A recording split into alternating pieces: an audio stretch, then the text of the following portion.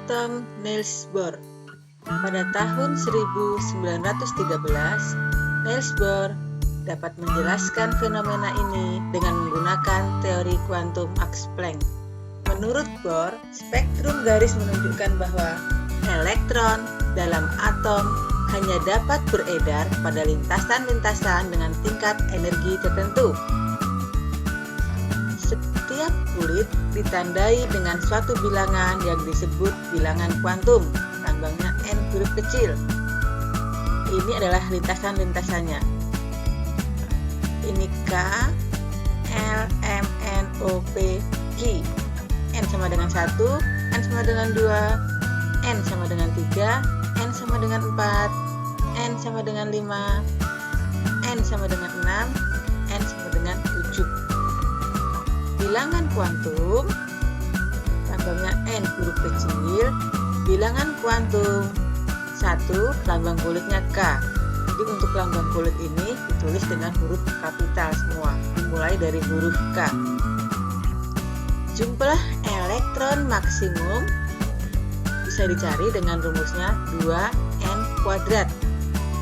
Jadi untuk N sama dengan 1, lambang kulitnya K, elektron maksimal adalah 2. Didapatkan dari rumus 2N kuadrat. Berarti 2 dikali 1 pangkat 2, hasilnya 2.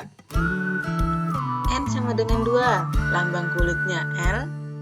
Jumlah elektron maksimalnya adalah 8. 8 diperoleh dari tadi N-nya 2, rumusnya 2N kuadrat, maka 2 dikali 2 kuadrat, hasilnya adalah 8.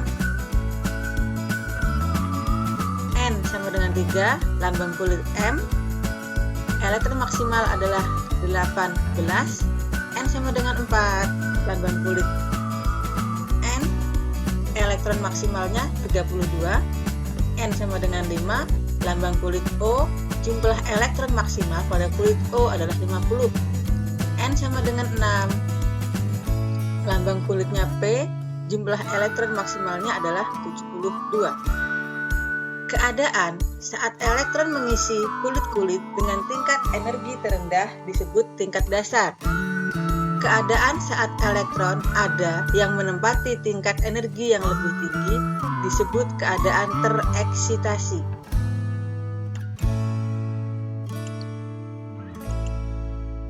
Hipotesis Louis de Broglie. Mengapa elektron hanya boleh berada pada tingkat energi tertentu?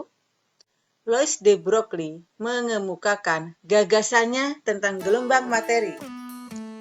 Apabila cahaya memiliki sifat partikel, maka partikel juga memiliki sifat gelombang. Lambda sama dengan H per M dikali V. Lambda adalah panjang gelombang, M massa partikel, V kecepatan partikel, dan H tetapan Planck. Ini adalah masing-masing satuannya. Prinsip ketidakpastian Werner-Heisenberg. Werner-Heisenberg menyimpulkan suatu keterbatasan dalam menentukan posisi dan momentum elektron dalam atom. Menurut Heisenberg, posisi dan momentum elektron tidak mungkin dapat ditentukan secara bersamaan dengan ketelitian tinggi. Delta X dikali delta P lebih besar daripada H per 4pi. Delta X adalah ketidakpastian posisi dan delta P sama dengan ketidakpastian momentum sama dengan delta MV. Model mekanika kuantum. Schrödinger memperhitungkan dualisme sifat elektron, yaitu sebagai partikel sekaligus sebagai gelombang. Temuan Schrödinger memungkinkan kita untuk menentukan struktur elektron, atom, baik yang berelektron tunggal maupun yang berelektron banyak. Semakin rapat titik-titiknya, berarti semakin besar peluang menemukan elektron di daerah itu. Bilangan kuantum. Menurut teori mekanika kuantum, untuk menyatakan tempat kedudukan elektron diperlukan 4 bilangan kuantum, yaitu bilangan kuantum utama N huruf kecil, bilangan kuantum asimut dilambangkan L huruf kecil, bilangan kuantum magnetik, ibu ulang, bilangan kuantum magnetik dilambangkan dengan M huruf kecil, dan bilangan kuantum spin dilambangkan dengan S huruf kecil. Ini adalah ilustrasinya untuk bilangan kuantum baik utama, azimut, magnetik, dan juga spin. Bilangan kuantum utama lambangnya N. Lambang K, L, M, N, dan seterusnya sesuai urutan abjad. Masing-masing untuk nilai N sama dengan 1, 2, 3, 4, dan seterusnya. Bilangan kuantum azimut lambangnya L huruf kecil. Contoh, untuk N sama dengan 1, nilai L adalah 0. Untuk N sama dengan 2, nilai L adalah 0 dan 1. Untuk N sama dengan 3, nilai L ada 0, 1, dan 2. Perhatikan tabel berikut. Kulitnya adalah K, nilai N-nya ke 1. Nilai L yang diizinkan adalah 0, subkulitnya 1 S. S adalah subkulitnya. K untuk kulit, N-nya 2, nilai L yang diizinkan 0 dan 1. Subkulitnya 2S, 2P. S ini adalah subkulit, P adalah subkulit. Angka 2 ini menyatakan nomor kulitnya. M sama dengan 3 untuk N-nya, sedangkan M-nya adalah kulit. Kulit M, nilai N-nya 3, nilai L yang diizinkan 0, 1, dan 2.